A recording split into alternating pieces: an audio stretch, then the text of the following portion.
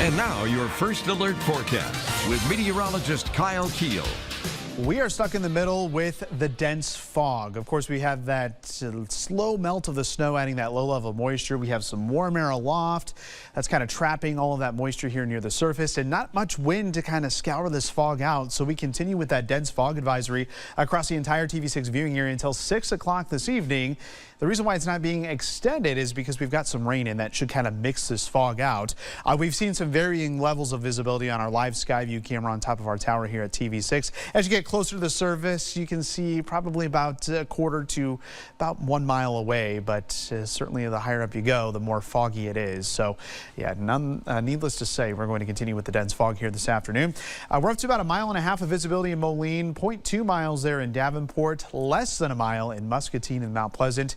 We're up to 3 miles right now in Savannah. So we'll see that visibility improve here as we head into the overnight hours, but still we will be dealing with the fog in the days ahead as long as we continue that snow melt. And we will continue that snow melt because temperatures are pretty steady here in the mid to upper 30s. And these temperatures is not really going to fluctuate much as we head through the next couple of days, which is why we're tracking rain as opposed to any freezing rain, sleet, or snow. As for any rain right now, live Doppler radar does show mainly dry conditions. There might be a little bit of drizzle falling beneath the radar beam in the low clouds and the fog, but we have to really go into far southeastern Iowa for maybe a few sprinkles there around Keokuk and Nauvoo, heading up toward Burlington here, probably within the next half hour or so. Maybe a few sprinkles, but the steady rain not going to come in until later this afternoon and evening. We've got this system bringing a nice slug of moisture that's going to continue to track off to the north and east. Talking about all that flooding in the south, they're getting inundated with more heavy rain and even some severe weather in portions of Mississippi and Alabama today. That's just another reminder that severe weather can happen anytime, anywhere, any day here in the U.S. But luckily, no severe weather here. We're just going to continue to be tracking the foggy and soggy conditions. This could lead to a few slick spots, especially on untreated roads. I know a lot of roads still have that layer of slush and ice on them, so it's going to take a while for that to melt. So that's where we could find a few tricky spots. But we are trending drier here on Friday with that slow melting continue, and we're going to continue with that melting heading into next week as we are tracking some warmer temperatures and finally some sunshine. But it just kind of all depends on that snow melt and how quickly we can lower that snow melt. We got about 8 inches still on the ground, at least at the airport in Moline.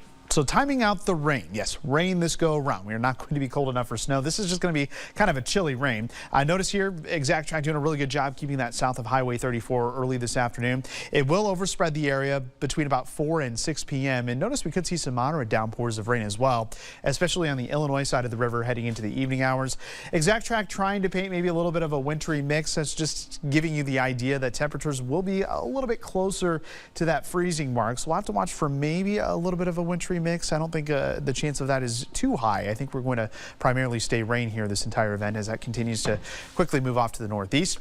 By 8 a.m., we're likely going to be having maybe a little bit of fog, but the falling rain will have come to an end, maybe a couple patches of drizzle, but the clouds are going to stick with us here as we head through the day on Friday, and we'll likely be talking about another round of fog as well. Now, as far as rainfall amounts, this is a pretty healthy dosing here for winter.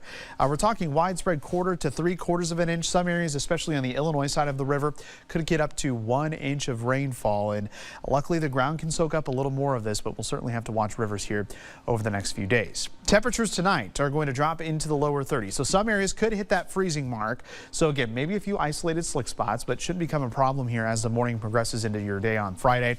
We'll have temperatures back in the mid and upper 30s, and it's only up from there. Notice the 6 to 10 day temps from the Climate Prediction Center show a good shot at most of the U.S.